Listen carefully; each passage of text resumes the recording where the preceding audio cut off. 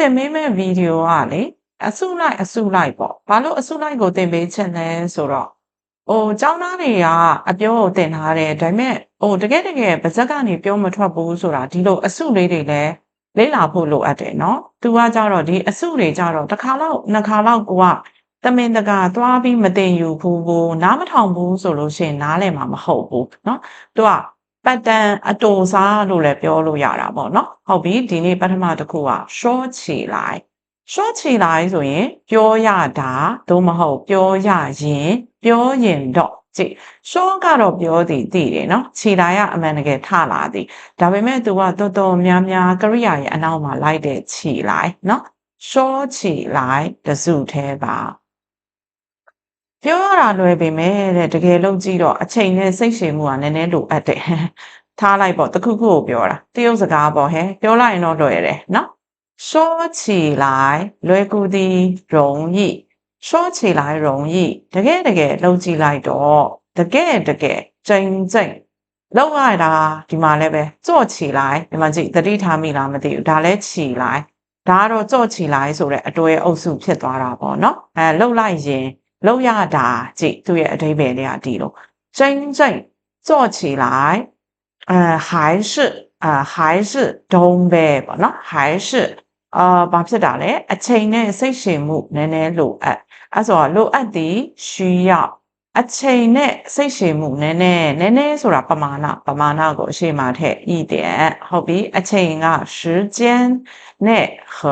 ဟုတ်ပြီစိတ်ရှည်မှုကပါလဲ耐心ဒါကြတော့နံကိုပြောတဲ့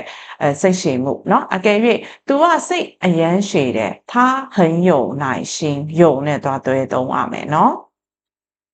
说起来容易真正做起来还是需要一点时间和耐心เนาะ number 2ဒီကိစ္စပြောရင်တော့အရန်လွယ်တယ်ဒါပေမဲ့နေကိုယ်တိုင်တစ်ခါလုပ်ကြည့်လို့ရှိရင်အဲ့လောက်ထိမလွယ်ဘူးဆိုတာသိလာလိမ့်မယ်เนาะဒီကိစ္စ这件事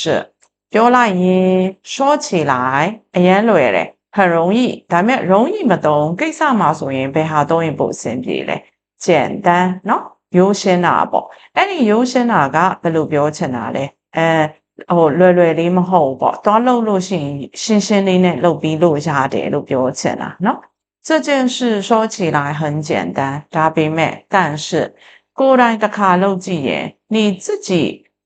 做一遍အမှကိုယ်တိုင်自己တစ်ခါလုပ်သည်做一遍เนาะ一遍ကပို့ပြီးတော့အဆင်ပြေတယ်做一遍但是你自己做一遍တစ်ခါလုံးကြည့်လိုက်ရင်အဲ့လောက်မလွယ်ဘူးဆိုတာသိလာလိမ့်မယ်ဒီမှာနှစ်စုအဲ့ဒီလောက်မလွယ်ဘူးပြင်သိလာလိမ့်မယ်ဟုတ်ပြီသိလာလိမ့်မယ်就知道အဲ့မှာဆိုရင်就知道弟弟အဲ့လောက်ထိမလွယ်ဘူး没那么容易အဲ့မှာ没那么အဲ့ဒီလောက်အထိမเนาะ没那么容易လားမလွယ်ဘူးဒီနောက်မှာ简单သုံးတဲ့အတူတူပဲเนาะ这件事说起来很简单但是你自己做一遍ဒီမှာတစုเนาะ但是你自己做一遍就知道အဲ့လိုဆိုရင်သိလိမ့်မယ်没那么容易လားเนาะဟုတ်ပြီနောက်တိုက်တဲ့တစ်ခုကပါလဲကြည့်ရတာ看起来ဒါတော့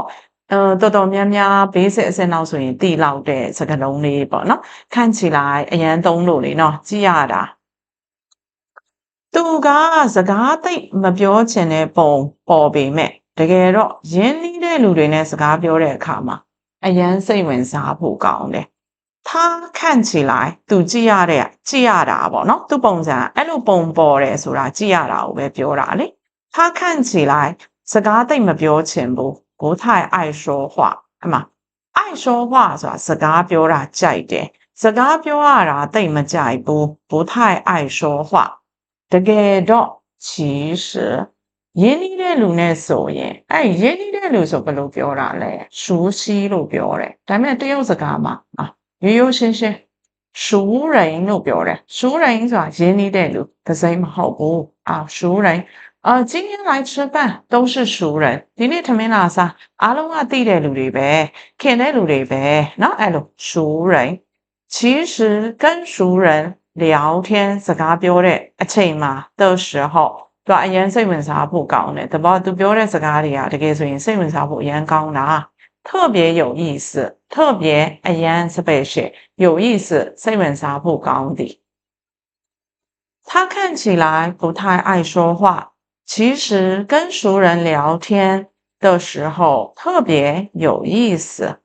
ဒီစားတော့ဆိုင်ရာကြည့်ရတာမကြည့်ဘူးအဲ့မှာကြည့်ရတာနော်ဒါပေမဲ့အထဲမှာထိုင်ခုံနေရာတွေကတော်တော်များတယ်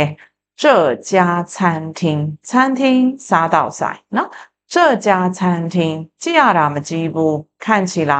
不大မကြည့်ဘူး但是ဒါပေမဲ့နော်里面的位置အထဲကထိုင်စရာနေရာဆိုရင်位置လို့ပြောတယ်နော်位置ထိုင်ခုံထိုင်စရာနေရာရိုးရိုးနေရာလည်းပြောလို့ရတယ်နော်位置ငါနေရာမသိဘူးအဲ့နေရာသွားချင်တယ်နေရာမသိဘူး位置အဲ့လိုပြောချင်တယ်ရတယ်但是里面的位置还挺多的挺အလွန်အရန်တော်တော်多များသည်နော်还挺多的这家餐厅看起来不大但是里面的位置还挺多的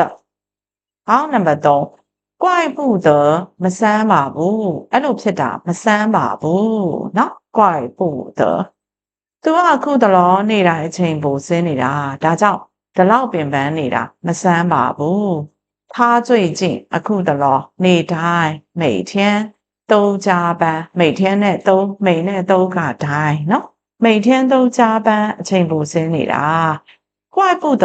အဲ့ဒါကြောင့်မလို့သူက怪不得ဆိုတာဒါကြောင့်မဆန်းပါဘူးအဲ့လိုအဲ့ကြောင့်မို့ကိုပြောချင်တဲ့အကြောင်းအရာရဲ့ရှေ့မှာကို怪不得ကိုလိုက်เนาะအဲ့ဆို怪不得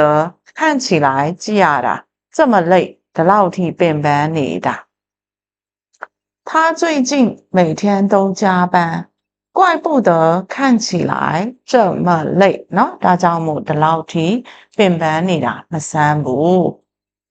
ဒီဆိုင်ကိုနင်ဒီလောက်ကြိုက်တာမဆန်းပါဘူးဒီကအစားအစာတွေကတကယ်အရသာရှိတာကို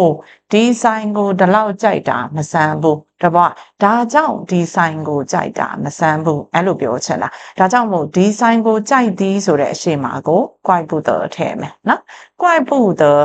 你这么喜欢这家店ဒီဆိုင်ကိုဒီလောက်ထိကြိုက်တာအဲ့မှာ这么ဒီလောက်喜欢ကြိုက်သည်这家店原来let's say that 这里的东西ဒီနေရာရဲ့အစားအစာနော်这里的东西ဒီက东西ကပစ္စည်းမဟုတ်ဘူးအစားအစာကိုဆိုလိုတာနော်这里的东西真的很好吃တကယ်လဲအရန်စားကောင်းတာကိုနော်ဟုတ်ပြီတိုက်တယ်လေ来得及အချိန်မီသည်ဒါဆိုတခါတည်းသူ့ရဲ့ opposite 来不及ဆိုရင်အချိန်မမီဘူးအဲ့လိုပြောလို့ရတယ်နော်အရန်ကိုသုံးလို့ကောင်းတဲ့စကားစုလေးပါနော်来得及来不及အခုထွက်ရင်အချိန်မီသေးတယ်现在出发出发ဆိုတာစထွက်တာများသောအားဖြင့်ကတော့နည်းနည်းရှိခရီးရှိရှိဝေးဝေးလေးသွားတာเนาะအဲ့ဒါကိုပြောရင်ပို့ပြီးတော့ကြိုက်တယ်现在出发အချိန်မီသေးတယ်还来得及现在出发还来得及ကျွန်တော်တို့ဒီလောက်အလင်းလို့စရာမလိုဘူး我们不用ငါတို့မလိုအပ်ဘူး不用不需要ကြိုက်တယ်လို့ပြောเนาะ这么着急着急အဲ့မှာလောသည်အလင်းလိုသည်เนาะအဲ့လောက်ထိလောစရာမလိုဘူးအဲ့လောက်ထိအလင်းလိုဖို့မလိုဘူး现在出发还来得及我们不用这么着急မြန်မြန်ပြင်ဆင်လိုက်ညနေအစည်းအဝေးကိုတက်ဖို့အချိန်မီသေးတယ်ထင်တယ်တဲ့မြန်မြန်ပြင်ဆင်လိုက်你赶紧အဲ့မှာ赶快赶紧အဲ့ဒါကမြန်မြန်เนาะဟိုကရိယာရဲ့အရှိမသုံးတယ်你赶紧来你赶快来你赶紧准备你赶快准备ပြင်ဆင်သည်လိုက်一下ကိုပြောတာ你赶紧准备一下ညနေရဲ့အစည်းအဝေးထဲပါဝင်ဖို့မိသေးတယ်ထင်တယ်မိသေးတယ်ထင်သည်ဆိုလို့ရှိရင်觉得တွေတခါတလေကြာရင်မသုံးဘူး应该ဆိုပြီးတင့်သည်ဒါပေမဲ့အဲ့定理ဆိုတာကထင်သည်ဆိုတဲ့အဓိပ္ပာယ်လည်းတက်ရောက်ပါတယ်နော်应该还来得及မိတဲ့ညနေရဲ့အစည်းအဝေးထဲမှာပါဝင်ဖို့ပါဝင်သည်ညနေရဲ့အစည်းအဝေး参加下午的会议ညနေရဲ့အစည်းအဝေး应该还来得及参加下午的会议နော်ဟုတ်ပြီနောက်နံပါတ်5ပေါ့နော်忍不住မထိန်နိုင်ပဲမထိန်နိုင်ဘူးအဲဆို忍不住နော်ဒီလောက်ချစ်စရာကောင်းတဲ့ကလေးလေးကိုမြင်တော့တဲ့ကျမကမထိန်နိုင်ပဲနဲ့ရည်မိသွားတယ်တဘောကဒီကလေးလေးကအရန်ချစ်စရာကောင်းတာเนาะမထိန်နိုင်တာဆိုတာမအောင်နိုင်တာလေเนาะမအောင်နိုင်သည်မထိန်နိုင်ဘူးအဲ့ဒါကိုပြောချင်တာဟုတ်ပြီဒါဆိုဒီလောက်ချစ်စရာကောင်းဒီရိန်ဘူးစုကနည်းနည်းမှတ်ထားနော်သူလဲ opposite ကဒီဖို့အစားကိုလေသထည့်လို့ရတယ်ရိန်သစုငါထိန်းနိုင်တယ်ငါအောင့်နိုင်တယ်ငါဝိတ်ရှုံနေလို့ဒါမစားနေမစားဘဲနဲ့နေနိုင်တယ်ပေါ့ဟုတ်ဝရရိန်သစုငါအောင့်ခံနိုင်တယ်ငါရပါတယ်เนาะအဲ့လိုပြောချင်တာအဲ့ဆိုရိန်သစုသို့မဟုတ်ရိန်ဘူးစုဟုတ်ပြီအဲ့ဒါနဲ့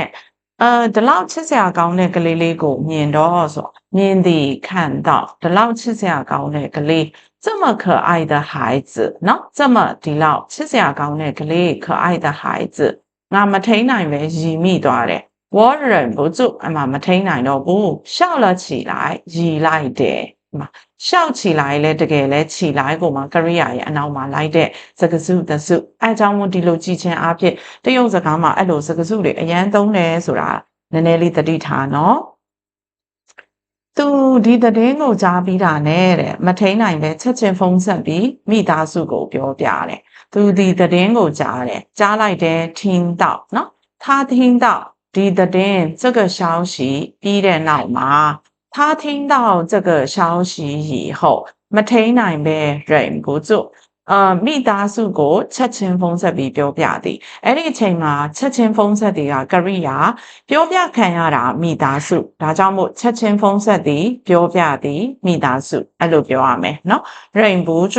马上打电话ချက်ချင်းဖုန်းဆက်သည်马上打电话ပြီးတော့မိသားစုကိုပြောပြသည်告诉家人忍不住马上打电话告诉家人เนาะအဲ့လိုလေးပါ